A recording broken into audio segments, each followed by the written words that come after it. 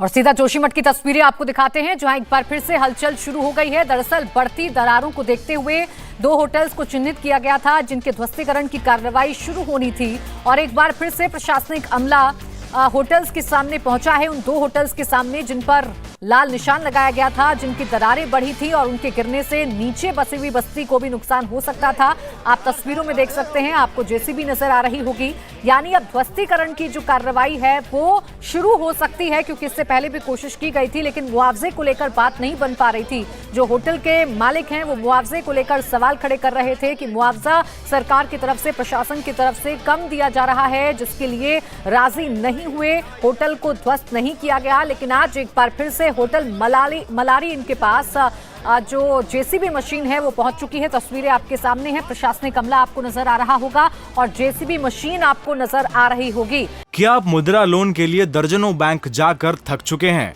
आसानी से 10 लाख मुद्रा लोन कैसे प्राप्त करें सीखना है तो फ्रीडम ऐप को अभी डाउनलोड करें। जोशीमठ में इस वक्त प्राकृतिक आपदा आई हुई है। कई ऐसे घर हैं जिसमें मोटी मोटी दरारें हैं, लोगों को विस्थापित करने का सिलसिला जारी है।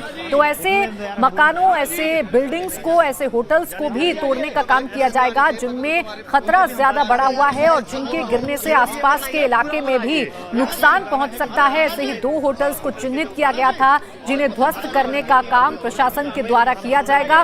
इससे पहले भी प्रशासनिक अमला पहुंचा तो वहां पर थोड़ा सा विरोध हुआ था, क्योंकि आम लोग ये कह रहे हैं, जोशीमठ में रहने वाले लोग ये कह रहे हैं कि जितना मुआवजा उनको मिलना चाहिए उतना मुआवजा नहीं दिया गया। हालांकि इस विरोध के बाद उत्तराखंड के सीएम पुष्कर सिंह धामी भी एक्टिव हुए। उन्होंने हाई लेवल मीटिंग की, लोगों से मुलाकात की और फिर ये आदेश जारी किया गया कि अंतरिम मुआवजा 1 लाख रुपए तमाम लोगों के खाते में जाएगा और उसके बाद आंकलन किया जाएगा कि कितना नुकसान हो रहा है, कितना नुकसान नहीं हो रहा है, और उसके बाद बाकी का मुआवजा दिया जाएगा। लेकिन फिलहाल ये जेसीबी मशीन पहुंच गई है। सीधा मेरे सहयोगी पवन नारा का रुख कर लेंगे। पवन, तस्वीरें हम देख रहे हैं, जेसीबी मशीन पहुंच चुकी है। फिलहाल क्या स्थिति है, क्या आज इस होटल को तोड़ा जाएगा?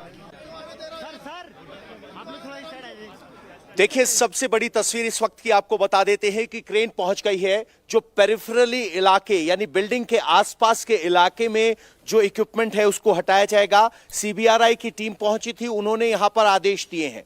वो 3 स्टेप आज के ये हैं। आप जिस क्रेन को देख रहे हैं, इस क्रेन का मकसद होटल माउंट व्यू के बाहर जो ये जनरेटर लगा है इसको हटाना है। एक जनरेटर मलारी इनके बगल में रखा है, उसे हटाना है।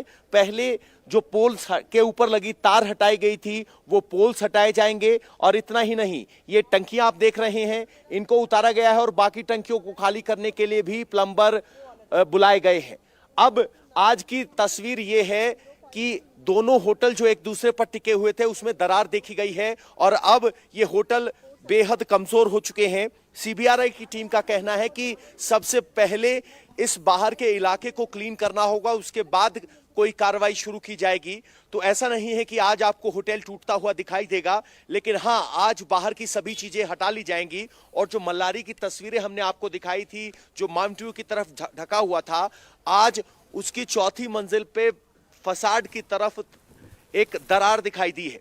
और सीबीआरआई के इंजीनियर्स का कहना है, चूंकि ये दोनों ही होटल एक दूसरे पर टिके हैं, इसीलिए दोनों होटलों को बराबर गति से हटाना होगा। क्योंकि अगर एक होटल को हटाया जाएगा तो दूसरा होटल अपने आप गिरने की स्थिति में है। यानी एक दूसरे पर ये दोनों होटल टिके हुए हैं और धीरे धीरे करके ये तोड़ा जाएगा। आपको बता दें कि ये छत से कार्रवाई शुरू होगी और तोड़ते तोड़ते तोड़ते नीचे आएंगे। और ये कार्रवाई थोड़ी सी इंटेंस है। इसमें लेबर के अलावा जो लेंटर कटर मशीन जिसको हम बोलते हैं, ट्रैक्टर कटर या रॉक कटर जो इस्तेमाल होते हैं वो होती हैं। अभी यहाँ पर पुलिस बैरिकेडिंग लगा दी गई है, ये नो गो जोन है। इसके बाद कोई आगे नहीं बढ़ सकता है। ये होटल माउंट व्यू है और इसके बाद से किसी को भी ऊपर जाने की अनुमति नहीं है। यहाँ पहले जनरेटर हटाने के लिए मना किया गया था, लेकिन अब इस जनरेटर को हटाया गया है। पानी के जो टैंकियां थी वो हटाई गई हैं। अब जरा अंदाजा लगाइए, कुछ टैंकियां ऊपर हैं अभी भी, लेकिन ये 10-10 हजार लीटर की 4 टंकियां अभी यहाँ मौजूद हैं। यानी सोचिए, इस होटल की छत पर 4000 लीटर तो पानी की टंकियां हटा दी गई हैं, कुछ टंकियां और बाकी हैं। सोचिए 31 कमरों के होटल के लिए पानी की कितनी जरूरत होगी। वो पानी छत पर था, वो अतिरिक्त वजन था। यानी ये सब अब हटने लगा है।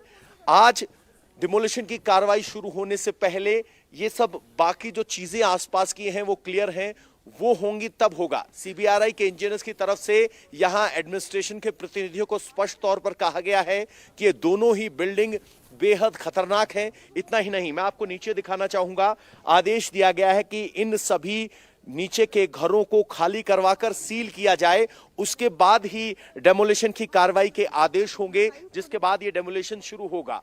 ये अपने आप में सीबीआरआई की टीम के लिए भी चुनौती है। ट्विन टावर को गिराना इसलिए आसान था क्योंकि उसका स्ट्रक्चर मजबूत था, उस मजबूत स्ट्रक्चर को विस्फोटक लगाकर तोड़ना था, लेकिन इन दोनों होटलों की नींव हिली हुई है। ऊपर से अब बिल्डिंगों में जो क्रैक हैं वो पिछले एक दिन में डेवलप हुए हैं, जैसा कि सीबीआरआई की टीम ने इंडिया टीवी को बताया है कि जो कल तस्वीरों में क्रैक नहीं थे वो अब हैं, और अब ये दोनों ही बिल्डिंगें बेहद संवेदनशील हैं, बेहद फ्रेजाइल या कमजोर हैं, और अब ये कभी भी गिर सकती है। दूसरी बड़ी बात यह है कि जोशीमठ में कल रात बारिश हुई थी, आज भी आसमान में बादल छाए हुए हैं, और अगर तेज बारिश होती है या बर्फबारी होती है तो जरूर ये परेशानी बढ़ सकती है। लेकिन जिस गति से या जिस प्रोसेस से इस पूरे दोनों होटलों को डिसमेंटल किया जाना है उसमें काफी लंबा वक्त लगेगा, इसमें कोई दो राय नहीं। बिल्कुल पवन, यही आपसे जानना चाहेंगे, जैसा कि आप तस्वीरों में दिखा रहे हैं कि होटल को गिराने की तैयारी शुरू हो गई है, आसपास के सामान को हटाया जा रहा है, जो टंकी थी उनको हटाया जा रहा है। कब तक माने कि ये जो होटल जो अपनी खतरनाक स्थिति में पहुंच गए हैं इनको पूरी तरीके से ध्वस्त कर दिया जाएगा, और ये कितना चुनौतीपूर्ण मिशन रहेगा प्रशासन के लिए? चुनौतीपूर्ण तो बहुत ज्यादा है, क्योंकि इसको सुरक्षित गिराना सबसे बड़ी चुनौती है, क्योंकि इसकी जद में 20 से 25 मकान है। जहां तक तो वक्त लगने का सवाल है तो वक्त काफी लगेगा। आप मानकर चलिए, इस दोनों होटलों को अगर सुरक्षित तरीके से गिराना है तो 10 से 15 दिन का वक्त है। और जब होटल मालिकों की तरफ से कहा गया कि हमारी खिड़कियां और दरवाजे निकलवा दीजिएगा और हमें अलग से रखवा दीजिएगा, तो सीबीआरआई की टीम की तरफ से कहा गया कि अगर हम दरवाजे और खिड़कियां बचाते हुए होटल को गिराने लगे तो इसको गिराने में 1.5 महीना लग जाएगा, इस तरह की बातें की थी। लेकिन कोशिश ये है कि इस होटल को जल्द से जल्द लेकिन सुरक्षित तरीके से गिराया जाए। ये वो सब लोग हैं जो नीचे के घरों में रहते हैं, वो यहाँ देखने के लिए आ गए हैं। मैम का घर नीचे की तरफ है। मैम, आपका घर ये वाला, ये हरे वाला है, तो ये फिलहाल उसकी जद से बाहर है, लेकिन खाली करवा दिया गया आपका भी? नहीं, इनको नहीं करवाया गया। ये इलाका यहाँ से थोड़ा सेफ है। ये हरा घर, ये हल्का हरा घर, गुलाबी घर, वो पीछे हमने आपको कुल गिनकर दिखाए थे, बीएसएनएल की बिल्डिंग समेत 20 घर ऐसे हैं जो सीधे इस दोनों होटलों की जद में है। और मल्लारी होटल की छत पर नई दरार दिखी है। अगर हम यहां फिलहाल नो गो जोन है तो हमें ऊपर से जाना पड़ेगा, तो हम आपको जरूर एक टॉप एंगल व्यू दिखा सकते हैं। उसके लिए 5-7 मिनट का वक्त लगेगा। लेकिन फिलहाल यहां की तस्वीरें ये हैं कि बिजली का कनेक्शन काट दिया गया है, जनसेट को हटाया जा रहा है। जो ये पोल्स जिनसे बिजली हटा दी गई थी, अब इन पोल्स को भी हटाने के आदेश दिए गए हैं। प्राची। बिल्कुल पवन, पहले असहमति का भी मामला सामने आ रहा था। जो होटल मालिक हैं और जो आसपास के लोग हैं, जो स्थानीय लोग हैं, वो काफी नाराज थे मुआवजे को लेकर, प्रशासन की कार्रवाई को लेकर। तो क्या वो बीच की जो गहमा गहमी थी वो खत्म हो गई है मुख्यमंत्री की हाई लेवल की मीटिंग के बाद? देखिए, जो मुआवजे की बात है उसके दो पहलू हैं और दो सिक्के के दो पहलू हैं, दो मुद्दे हैं। एक होटल वाले हैं जो इस जिद पर अड़े थे कि हमें पूरा मुआवजा चाहिए, और एक तरफ आम घर वाले हैं, कानून को मानने वाले हैं, जिन्होंने 2 मंजिल का घर बनाया है, वो कह रहे थे कि हमें मुआवजा दीजिए। तो दोनों में बहुत बड़ा फर्क है। फिलहाल होटल को मुआवजा और बदले में यहां से दूर पीपल कोटी में जमीन की सहमति बनी है, जिसके बाद ये होटल टूटने जा रहा है। जो लोग, आम लोग, जिनके 2 मंजिल के कानूनी बने हुए घर इस होटल की जद की आने की वजह से टूटेंगे, वो जिद नहीं कर रहे हैं। वो सिर्फ कह रहे हैं कि सरकार हमें मुआवजा दे। सरकार की तरफ से कहा गया है कि 1 हफ्ते में मुआवजे को लेकर योजना बनेगी, नीति तय होगी, और 1 हफ्ते में बाजार दर पर मुआवजा दिया जाएगा। तो ये जो धरना आप देख रहे थे वो होटलों को लेकर था, और अब वो गतिरोध बंद हो गया है। यहां मुख्यमंत्री पुष्कर सिंह धामी पहुंचे, यहाँ बहुत से लोगों से मुलाकात की। बहुत से लोगों ने जिनको अपने घर छोड़कर राहत शिविरों में जाना पड़ा है, मुआवजे की बात की, तो पुष्कर सिंह धामी कोई स्पष्ट जवाब नहीं दे पाए। देखते हैं, करते हैं, हम आपके साथ हैं। 7 दिन से लोग जिस जवाब का इंतजार कर रहे हैं वो मुआवजे की दर के ऐलान का इंतजार कर रहे हैं कि अगर मेरा घर जा रहा है तो कितना मुआवजा मिलेगा। लेकिन कहा गया है कि 1 हफ्ते में तय होगा और अब वो गतिरोध बंद हो गया है। लोगों ने यहां से हट गए हैं।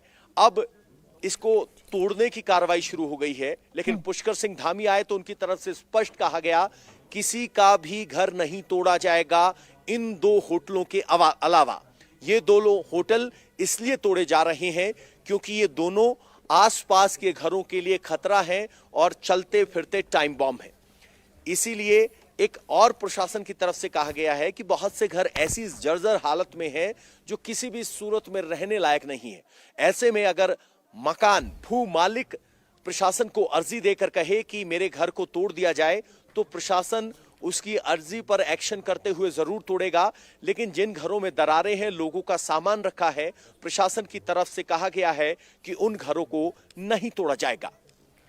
बिल्कुल पवन, देखिए जो भी गतिरोध था उसे खत्म करने की कोशिश की गई है और बहुत हद तक सरकार कामयाब भी हुई है। ध्वस्तीकरण की कार्रवाई भी जरूर देखने को मिलेगी। लेकिन पवन, मुख्यमंत्री ने एक अंतरिम मुआवजे का भी ऐलान किया है। 1 लाख का मुआवजा आज शाम से ही शायद खाते में जाना शुरू हो जाएगा।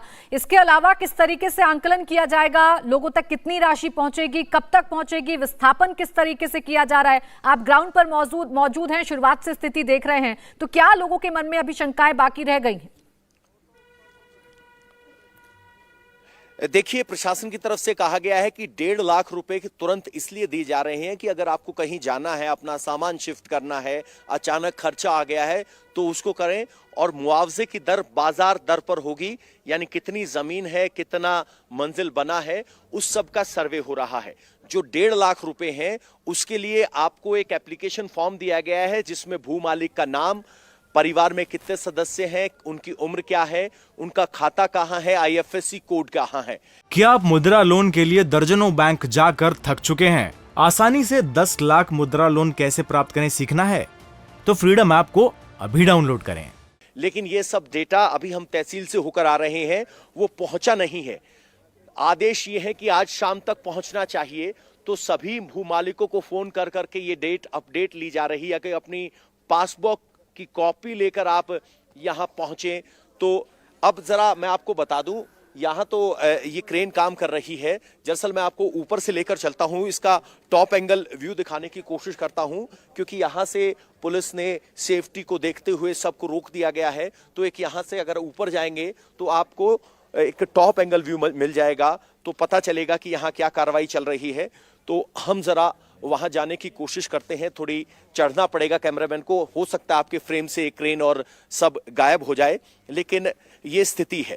अब बिल्कुल पवन, लगातार आपकी कोशिश ये है कि हर एक तस्वीर हमारे दर्शकों तक पहुंचे। आप पहुंचे और टॉप एंगल व्यू आप जरूर दिखाएगा। लेकिन इस बीच लगातार हर एक अपडेट इंडिया टीवी दे रहा है, चूंकि प्रशासनिक अमला मौके पर पहुंच गया है और फिलहाल जिन होटल्स को गिराया जाना है उन होटल्स के आसपास के इलाके को खाली किया जा रहा है। इंडिया टीवी हर वक्त हर जगह डाउनलोड करने के लिए सर्च करें India TV news Google play store या ऐप स्टोर पर।